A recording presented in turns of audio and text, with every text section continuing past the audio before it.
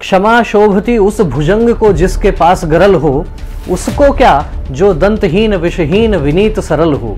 जी हाँ, ये पंक्तियां हमें बताती हैं कि हमें शक्तिशाली होना चाहिए। इस विषय पर हम चर्चा करेंगे, उसके पहले आपसे निवेदन यह करना चाहता हूं कि यदि आपने अभी तक द विवेक व्यूज को सब्सक्राइब नहीं किया है तो सबसे पहले आप हमारे इस चैनल को सब्सक्राइब कीजिए।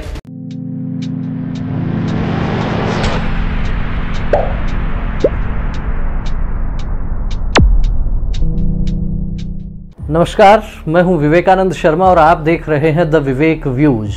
तो मैं बात कर रहा था क्षमा शोभती उस भुजंग को जिसके पास गरल हो, उसको क्या जो दंतहीन विषहीन विनीत सरल हो। इन पंक्तियों के माध्यम से हम समझ सकते हैं कि शक्ति कितनी आवश्यक है और उसी शक्ति की पूजा का पर्व है दशहरा। जी हाँ, विजयदशमी। विजयदशमी के अवसर पर अनेक प्रकार के आयोजन हम सब देखते हैं समाज में। जिस प्रकार से इस दिन शस्त्र पूजा होती है, ठीक उसके साथ साथ देश का एक बहुत बड़ा सामाजिक और राष्ट्रवादी संगठन राष्ट्रीय स्वयंसेवक संघ इस दिन पथ संचलन के आयोजन करता है।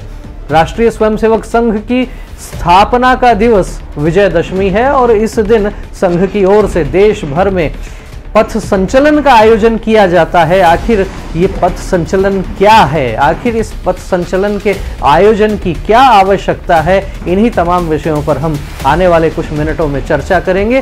तो पथ संचलन के बारे में हम कह सकते हैं कि इसमें राष्ट्रीय स्वयंसेवक संघ के स्वयंसेवक पूर्ण गणवेश में, जो उनकी गणवेश होती है जो यदा कदा कार्यक्रमों में ही काम में आती है, उस पूर्ण गणवेश में निकलते हैं कदम से कदम मिलाकर। और साथ में संघ का जो बैंड जिसे घोष कहा जाता है, उस घोष की ताल पर स्वयंसेवक कदम से कदम मिलाते हुए आगे बढ़ते हैं और समाज के सामने एक संदेश देते हैं कि संघे शक्ति कलो युगे। जी हाँ, संगठन में शक्ति है और उस शक्ति का प्रकटीकरण यह क्यों आवश्यक है, ये संघ ने विचार किया और उस विचार में से राष्ट्रीय स्वयंसेवक संघ की ओर से पथ संचलन के आयोजन वो निश्चित रूप से हम देख सकते हैं। तमाम स्थानों पर ये आयोजन होते हैं। समाज के विभिन्न वर्ग पुष्प वर्षा करके स्वयंसेवकों का उत्साह वर्धन करते हैं। लेकिन संघ को आखिर इस शक्ति प्रदर्शन की क्या आवश्यकता हुई, इस पर यदि ध्यान देंगे तो समझ में आएगा कि वास्तव में हम जो बात कहते हैं संघे शक्ति कलो युगे, हम जो बात कहते हैं संगठन में शक्ति है, हमने जो कथा सुनी होगी कि एक एक तिनका यदि आपके पास है वो अलग अलग रहता है तो उसको तोड़ के कोई भी फेंक देता है, वह तिनका हवा में भी उड़ जाता है। लेकिन यदि ऐसे आपने 400-500 तिनके इकट्ठे करके एक रस्सी से यदि उनको बांध दिया तो वह तिनके से झाड़ू बन जाती है और उस झाड़ू से न केवल आप स्वच्छता रखते हैं अपितु वह मजबूत भी हो जाती है। यह ताकत है संगठन की। तो संगठन में शक्ति है यह तो स्पष्ट होता ही है, लेकिन साथ ही साथ संघ को भी ये आवश्यकता क्यों पड़ी कि हमें अपनी शक्ति का प्रदर्शन करना हो, हमें समाज संगठित है इसका प्रकटीकरण करना हो। इस विषय में अलग अलग लोगों के अलग अलग मत हो सकते हैं, लेकिन इस बात को इस प्रकार से भी देखा जा सकता है कि वर्षों से जिस प्रकार से हिंदू समाज निरंतर संघर्ष करता आया है, चाहे बाह्य आक्रमण रहे हों या भीतर की स्थितियां कुछ अलग रही हों, उन परिस्थितियों में एकजुटता का यदि संदेश देना है तो वास्तव में पथ संचलन महत्वपूर्ण है। कदम से कदम मिलते हैं तो हृदय से हृदय भी मिलने लगते हैं। और साथ में होती है शस्त्र पूजा। शस्त्र पूजा के पीछे आखिर क्या बात है, क्या भावना है, तो एक छोटा सा विषय आपके समक्ष रखना चाहता हूं और वो विषय यह है कि आप हमारे जितने देवी देवता हैं एक बार शांति से उन सभी देवी देवताओं के चित्र देखिए। कोई भी देवी देवता आपको, शायद ही कोई देवी देवता आपको ऐसा मिले जिसके हाथ में कोई अस्त्र शस्त्र नहीं हो। ये और बात है कि हमने चाहे उनके स्वरूप के साथ कुछ छेड़छाड़ कर दी हो, हम एक दौर में चक्रधारी सुदर्शन चक्रधारी कृष्ण की पूजा करते थे। आज चाहे कुछ लोगों ने उस सुदर्शन चक्र की जगह उस कान्हा के हाथ में मुरली पकड़ा दी हो, लेकिन जब जब महाभारत होता है तब तब सुदर्शन काम आता है।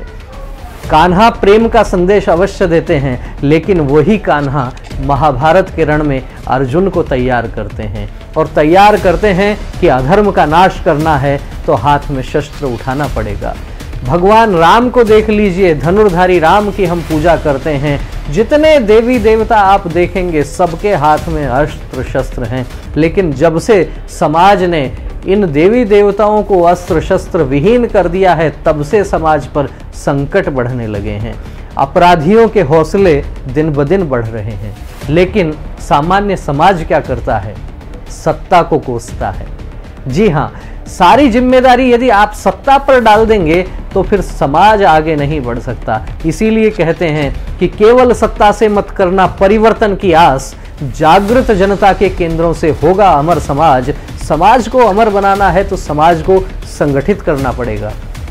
समाज को अमर बनाना है तो समाज को शक्तिशाली बनाना पड़ेगा। समाज को शक्तिशाली बनाना है तो अस्त्र शस्त्र का पूजन आवश्यक है, अस्त्र शस्त्र घर में आवश्यक है।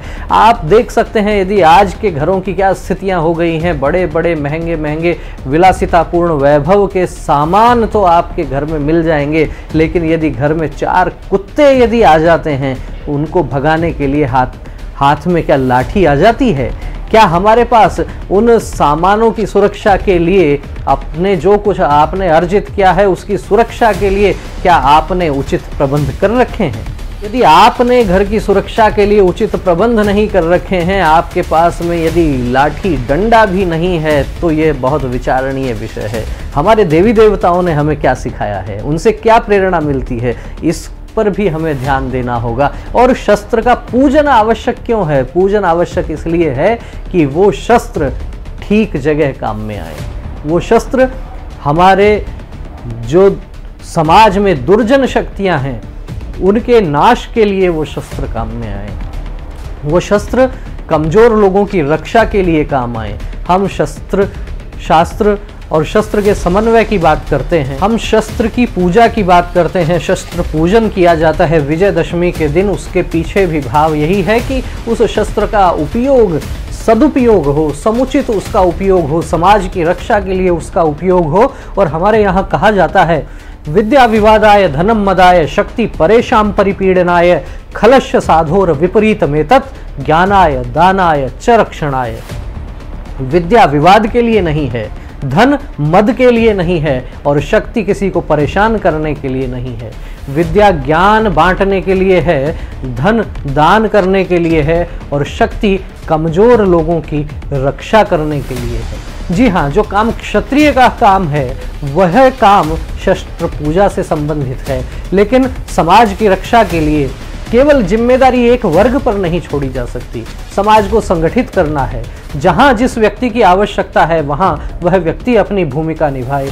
शस्त्रों की पूजा की जाए और पूजा करके माँ देवी से यह आराधना की जाए कि दुष्टों के विनाश के लिए, दुर्जन शक्तियों के नाश के लिए इन शस्त्रों का उपयोग हो। इस बहाने वर्ष में एक बार आपके पास जो भी अस्त्र शस्त्र हैं उनकी सार संभाल हो जाए, उनकी स्थिति कैसी है उनकी चर्चा हो जाए। ये सारा विषय भी विजयदशमी से जुड़ा हुआ विषय है। यूँ तो सामान्य समाज में हम सब जानते हैं विजयदशमी के दिन भगवान राम ने रावण का संहार किया था, और रावण का संहार किया इसलिए विजयदशमी मनाई जाती है। माँ दुर्गा ने जिस प्रकार से महिषासुर का वध किया, यह भी विषय साथ में जोड़ा जाता है।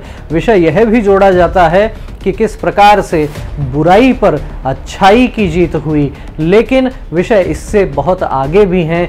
वर्तमान में विजयदशमी की क्या प्रासंगिकता है, आखिर राष्ट्रीय स्वयंसेवक संघ जैसे संगठन किस प्रकार से पथ संचलन करते हैं, उसके पीछे भाव क्या है, समाज के सामने क्या दिखाना चाहते हैं, क्या विषय है। इसी विषय में मैं यह भी कहना चाहूँगा कि पिछले दिनों टेलीविज़न पर एक तथाकथित स्टार जो अपने आप को बोलते हैं, उनका विज्ञापन चल रहा है, और वो विज्ञापन में कहते हैं कि सड़क पटाखे फोड़ने के लिए नहीं है। समाज की ओर से प्रतिक्रियाएं उस विषय पर आने लगती हैं। क्या समाज जब कहता है इस विषय पर, समाज पूछता है कि सड़कें पटाखे चलाने के लिए नहीं हैं, तो प्रतिक्रिया आती है क्या सड़कें नमाज पढ़ने के लिए हैं? इस विषय पर भी विचार करना पड़ेगा। और इस विषय पर विचार यह भी करना पड़ेगा कि पटाखे चलाने के लिए सड़कें नहीं हैं, लेकिन क्या पूजा आराधना के लिए, क्या नमाज के लिए, क्या लोगों को संगठित करने के लिए, और वो भी बार बार में, हर आप कह सकते हैं हर 7 दिन में एक बार। यदि आप इस प्रकार से सड़कों को जाम कर देंगे तो क्या स्थितियां बनेंगी। देश के कर्ता धर्ता क्या कर रहे हैं, उन्हें भी विचार करना पड़ेगा। इस देश के जीवन मूल्य क्या हैं, क्या उनका ठीक प्रकार से निर्वहन हो रहा है। इस देश का मूल समाज कौन सा है, इस देश के मान बिंदु क्या हैं, उनको लेकर क्या स्थितियां चल रही हैं। बात कश्मीर की भी हो सकती है, बात केरल की भी हो सकती है, बात अफगानिस्तान की भी हो सकती है, और बात सीरिया की भी हो सकती है। इस दौर में जबकि पूरा विश्व जगह जगह पर आतंकवादी घटनाओं से त्रस्त रहता है, उस दौर में हम कह सकते हैं विजयदशमी का पर्व मनाना सार्थक है, प्रासंगिक है। शस्त्र पूजा आवश्यक है, आपको अपना अस्तित्व बचाना आवश्यक है। अस्तित्व बचाने के लिए शक्ति संपन्न होना आवश्यक है। शक्ति संपन्न होते समय यह याद रखना आवश्यक है कि शक्ति का उपयोग किस प्रकार से करना है। तो इन्हीं तमाम विषयों पर हमने आपसे चर्चा की। विषय बहुत बड़ा भी हो सकता है, लेकिन हम चाहते हैं कि संवाद एक तरफा नहीं हो, आपकी ओर से भी सुझाव आएं, आपकी तरफ से भी विचार आएं। तो अपने विचारों से आप कमेंट करके हमें अवगत करवाइए आपको यह एपिसोड कैसा लगा। और यदि आपको एपिसोड अच्छा लगा हो, वीडियो अच्छा लगा हो, तो लाइक कीजिए, अधिक से अधिक लोगों से इसे शेयर कीजिए, चैनल को सब्सक्राइब करना मत भूलिए। फिर मिलेंगे शीघ्र ही एक नए विषय के साथ, एक नए वीडियो के साथ। तब तक देखते रहिए द विवेक व्यूज। नमस्कार।